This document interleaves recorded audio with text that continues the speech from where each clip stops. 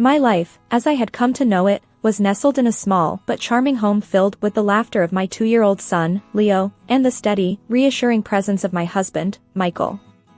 I was 31, a former career woman who had climbed the corporate ladder faster than most. My journey had begun in a large company, where I first met Michael. He was a junior member of my team back then, bright and ambitious, but still finding his footing. Our story was not the typical office romance. I was his superior, a fact that made our initial interactions cautious and professional. I remember the first project we worked on together. His ideas were fresh, his approach unconventional. It intrigued me. After hours, we'd often find ourselves last to leave the office, our discussions spilling over from work to life, dreams, and aspirations. It was during one of these late evenings, under the dim lights of the empty office, that our relationship took a turn. Michael, with a hesitancy that was uncharacteristic, had asked me out for coffee. "It's just coffee, as colleagues," he had said. But we both knew it was more. Fast forward through a year of discreet dates and stolen moments, we got married. It felt like a whirlwind, yet perfectly natural. Our wedding was a simple affair, just close friends and family. The highlight was when Michael, in his vows, promised not only to love and cherish me but to always respect and support my ambitions. When Leo came into our lives, everything changed. I made the decision to step away from my career to focus on our son. It wasn't an easy choice, but holding Leo for the first time, I knew it was what I wanted. Michael supported me through it all, his own career steadily advancing as he stepped into more prominent roles at work. Our home became a reflection of our new life. The walls, once lined with my various awards and accolades, now held family photos and Leo's artwork. The spare room, which was once my home office, transformed into a nursery, painted in soft pastels. Despite the joy and fulfillment motherhood brought, there were moments when I missed my career. I missed the challenges, the sense of achievement, and even the office politics. I often found myself reminiscing about my professional accomplishments, wondering what could have been if I had stayed. Michael, aware of my inner turmoil, would often encourage me to consider going back. "You were amazing at what you did, Anna. Leo's growing, and maybe it's time for you to reclaim that part of yourself," he would say. One such evening, as I was preparing dinner, Michael came up behind me, wrapping his arms around my waist. "Have you thought more about going back to work?" he asked, his voice soft. I turned off the stove and leaned back into him. "I have, but I'm not sure, Michael. It's not just about me anymore. We have Leo to think about." He kissed the top of my head. "We'll figure it out together. We always do." The sun was just starting to set, casting a warm glow through the kitchen window as I prepared dinner. Leo was playing with his toys in the living room, occasionally letting out a cheerful laugh. It was a typical evening, or so I thought, until my phone rang, displaying a name I hadn't seen in a while, Mr. Thompson, my former boss. Curious, I answered, "Mr. Thompson? This is a surprise. How can I help you?" "Anna, good to hear your voice. I have a proposition for you," he said, his tone hinting at something important. "Oh, what kind of proposition?" I asked, stirring the pot on the stove. "We're looking for a new head of the department. Your name came up, and I immediately thought of you. Would you be interested in coming back?"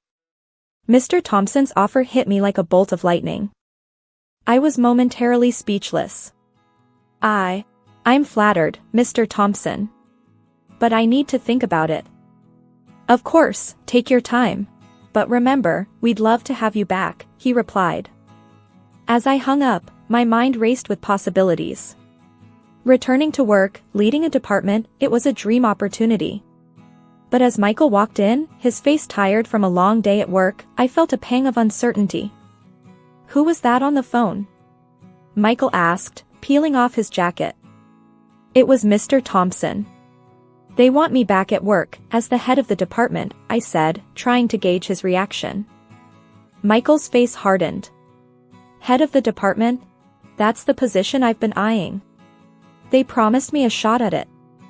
I was taken aback. "I didn't know you applied for it. Why didn't you tell me?" He sighed, frustration evident in his voice. I didn't think it mattered. Besides, you're happy here, aren't you? His words stung.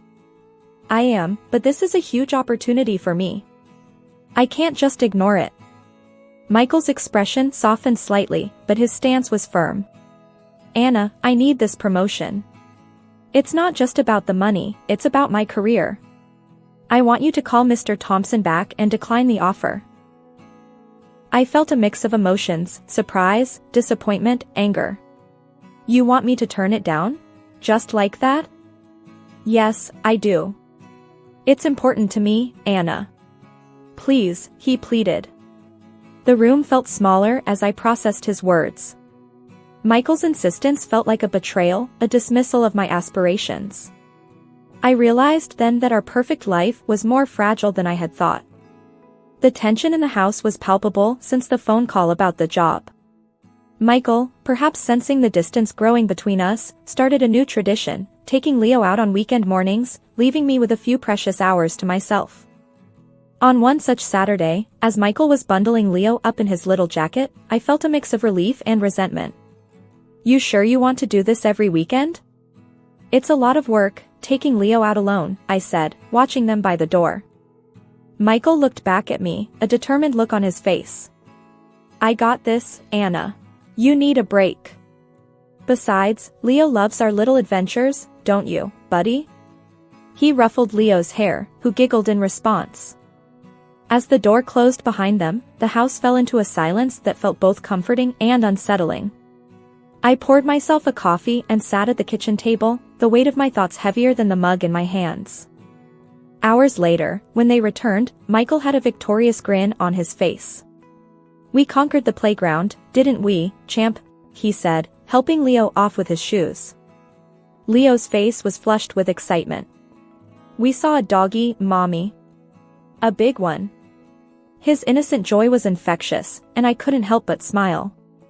That sounds wonderful, honey, I said, bending down to give Leo a hug. I looked up at Michael, trying to read his expression. Did you have fun too? Michael nodded, a hint of something softer in his eyes. Yeah, it was good. We should do this more. It's good for him. And for us. His words, simple as they were, hit me unexpectedly. It was an olive branch, a small step towards mending the rift that had formed between us. Maybe I could join you next time, I suggested tentatively. He paused, then nodded. Sure, that could be nice. As I watched them play in the living room, a sense of normalcy crept back into our home. The job offer still hung over us like a dark cloud, but in these moments, it felt like we could find our way back to each other. The weekend had unfolded in its usual rhythm. Michael had taken Leo out for their Saturday morning walk, a routine that had become their special father-son time. As I settled in with a cup of tea, I remembered the smartwatch I had secretly slipped onto Leo's wrist for safety. Michael didn't know about it. I thought it was better that way, just a small measure of reassurance for me. Casually, I opened the app on my phone to check their location, expecting to see them at the nearby park as usual. But the blinking dot on the map was nowhere near the park. It was several blocks away, in a residential area unfamiliar to me. My heart raced with confusion and concern.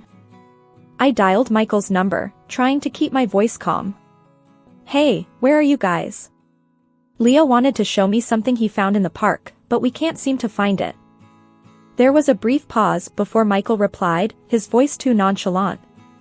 We're just at the park, near the pond. Leo's having a blast feeding the ducks. His words didn't match the GPS location. I felt a knot in my stomach. Sounds fun. See you when you get back, I said, ending the call.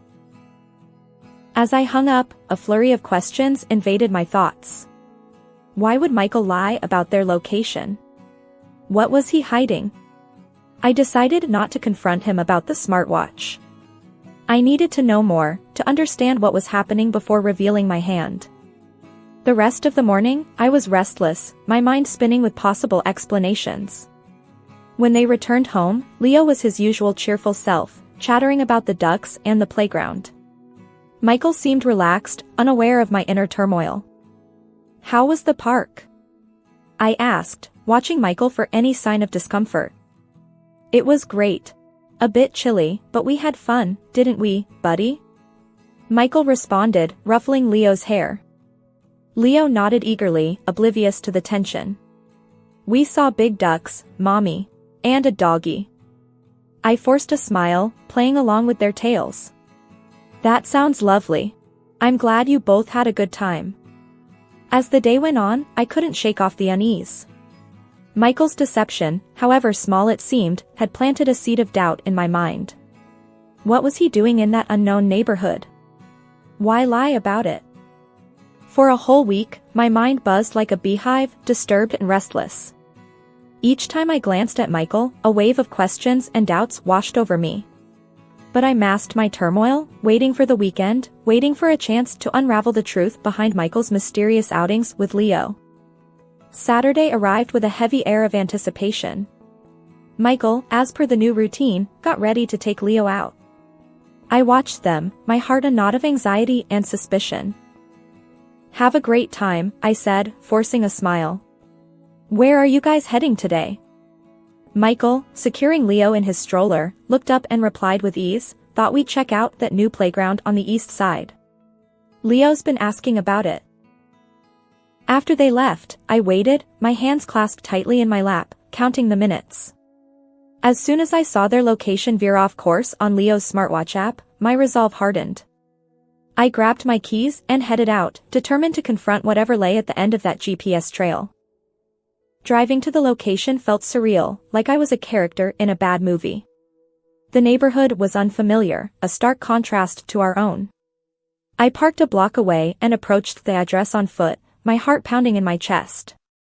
The house was a modest, two-story building, with a small, well-kept garden. Hiding my nervousness, I stood across the street, pretending to be interested in my phone. Soon, I saw them, Michael and Leo, approaching the house. The door opened, and a woman appeared. She was young, perhaps in her late 20s, with a bright smile. Michael pulled her to him, possessively, and they kissed. I watched, hidden behind my sunglasses. A part of me wanted to lash out at them, push them away from each other. Instead, I took out my phone and snapped a few photos, proof of the betrayal. I returned to my car, my mind a whirlwind of emotion. The drive home was a blur, each mile stretching out endlessly. Back home, the house felt emptier, even with Leo's toys scattered around. I sat at the kitchen table, staring at the photos on my phone. Michael, my husband, the man I trusted, was kissing another woman. The images burned in my mind, a stark, painful reality that I couldn't escape. When they returned, Michael was in high spirits, regaling me with stories of their day, the playground, the ice cream they had, Leo's laughter. I listened, nodding and smiling, a hollow feeling growing inside me. And how was the new playground? I asked, my voice steady despite the chaos inside. It was great, Michael replied, unaware of my internal turmoil. Leo made a new friend, and they played on the slides for ages. Monday morning arrived with a sense of urgency I hadn't felt in a long time. As I watched Leo play, a plan formed in my mind. It was time to reclaim a part of myself that I had put aside. Once Leo was settled with his toys, I stepped into the other room and dialed Mr. Thompson's number. My heart raced as the phone rang. Mr. Thompson, it's Anna. I've thought about your offer, and I'd like to accept the position of department head, I said, my voice steady but filled with resolve. That's fantastic news, Anna. We're thrilled to have you back on board, Mr. Thompson's voice boomed with enthusiasm. After the call, I felt a mix of excitement and apprehension. I had taken the first step towards a new chapter in my life, one where I wasn't just a wife and mother, but also the professional I used to be. The day passed slowly, the weight of the impending confrontation with Michael heavy on my mind. When he finally came home that evening, his mood was off. He slammed the door a bit harder than usual and threw his keys on the table. Anna, we need to talk. Why did Thompson call me today saying you took the job? The job that was supposed to be mine? His voice was laced with anger and disbelief. I took a deep breath, meeting his gaze. I did take the job, Michael. It's time for me to get back to my career. Your career? What about our agreement? What about our family? He shot back, his voice rising. Our family will be fine. This is about me, Michael. I need this. My words were firm, unyielding. Michael laughed bitterly. You need this? What about what I need? What I've been working towards? I stared at him, the betrayal and pain I had felt over the past weeks boiling to the surface. What about what you've been doing, Michael? Behind my back? His laughter stopped, replaced by a confused scowl. What are you talking about? I pulled out my phone and showed him the photos I had taken. I know about her, Michael. I've seen you with her. His face paled as he looked at the photos, his anger dissolving into a mix of shock and guilt. Anna, I can't explain. No, Michael. I don't want to hear it. Not now. I cut him off, my voice shaking with emotion. You've broken our trust, and now I need to focus on myself and Leo. The decision to file for divorce, though heart-wrenching, was driven by a deep sense of betrayal and the need for justice. Armed with irrefutable evidence of Michael's infidelity, I stood my ground in the courtroom, demanding appropriate compensation and alimony. Michael fought fiercely, contesting every claim, every penny, as if trying to salvage his pride. The legal battle was draining, emotionally and mentally. But I remained resolute, bolstered by the knowledge that I was fighting not just for myself, but for a fair future for Leo and me. The court, recognizing the weight of the evidence, ruled in my favor. It was a bittersweet victory. The repercussions of our publicized divorce extended beyond the personal to the professional. The scandal of Michael's affair, once private, became a public spectacle. It wasn't long before the company we both worked for was embroiled in the controversy. Unable to weather the storm, they let Michael go. I remember the day he confronted me about it. His anger was palpable, his words sharp with blame. Are you happy now, Anna? I've lost my job because of this mess, he exclaimed, his voice tinged with bitterness. I met his gaze, my own resolve unwavering. You brought this on yourself, Michael. You made your choices, and now you're facing the consequences. He scoffed, shaking his head. I can't believe how cold you've become. You're just sitting pretty while I have to scrounge for a lesser-paying job. His words stung, but I didn't let them sway me. This isn't about revenge, Michael. It's about doing what's right. It's about justice for what you did to our family. Our relationship, post-divorce, was anything but amicable. Michael's resentment towards me only grew with each alimony payment, with every job application that led nowhere. And while I took no pleasure in his struggles, there was a part of me that felt vindicated. Justice, in its own way, had been served. Life after the divorce felt like walking on unfamiliar terrain. Each step was cautious, yet with every passing day, I grew more confident in my new role as a single mother and a professional woman reclaiming her career.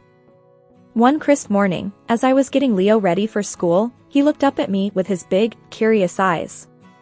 Mommy, are you okay? You seem different. I knelt down to his level, brushing his hair back. I'm more than okay, Leo. I'm strong, and we're going to be just fine. He smiled, that pure, innocent smile of a child. I think you're like a superhero, Mommy. Like in my comics. I chuckled, hugging him close. Well, every superhero needs a sidekick, right? How about you be mine? Leo nodded enthusiastically, his laughter filling the room. It was moments like these that reminded me of the resilience and joy that still existed in our world, despite the shadows of the past. At work, I found myself diving into projects with a vigor I hadn't felt in years. My colleagues noticed the change too. One day, my coworker, Jenna, commented on it during lunch. You seem different, Anna. More, I don't know, alive? Jenna observed, stirring her coffee.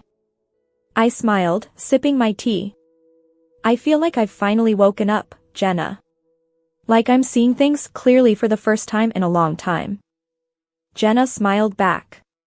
Well, it suits you. Keep it up, boss lady. Life wasn't without its challenges, though. Michael and I had minimal contact, only speaking when necessary for Leo's sake. Our conversations were brief, to the point, and often tense. On one such occasion, as we discussed Leo's upcoming parent-teacher conference, Michael's frustration was evident. "I can't make it to the meeting, Anna. I have to work," he said curtly over the phone. I took a deep breath, keeping my tone neutral. "That's fine, Michael. I'll handle it. Leo's doing great in school, by the way." There was a pause. "Thanks, Anna. Let me know if there's anything really important." As the days turned into weeks, and weeks into months, I found solace in the small victories and joys of everyday life. Leo's laughter, the satisfaction of a job well done, the support of friends and family, these were the things that now defined my days. I realized that moving forward wasn't about forgetting the past, but about learning from it, growing stronger because of it. It was about building a new life on my own terms, filled with hope, resilience, and the promise of new beginnings. As I looked at Leo, growing taller and more confident each day, I knew we were on the right path. Together, we were moving forward, stepping into a future that was ours to shape.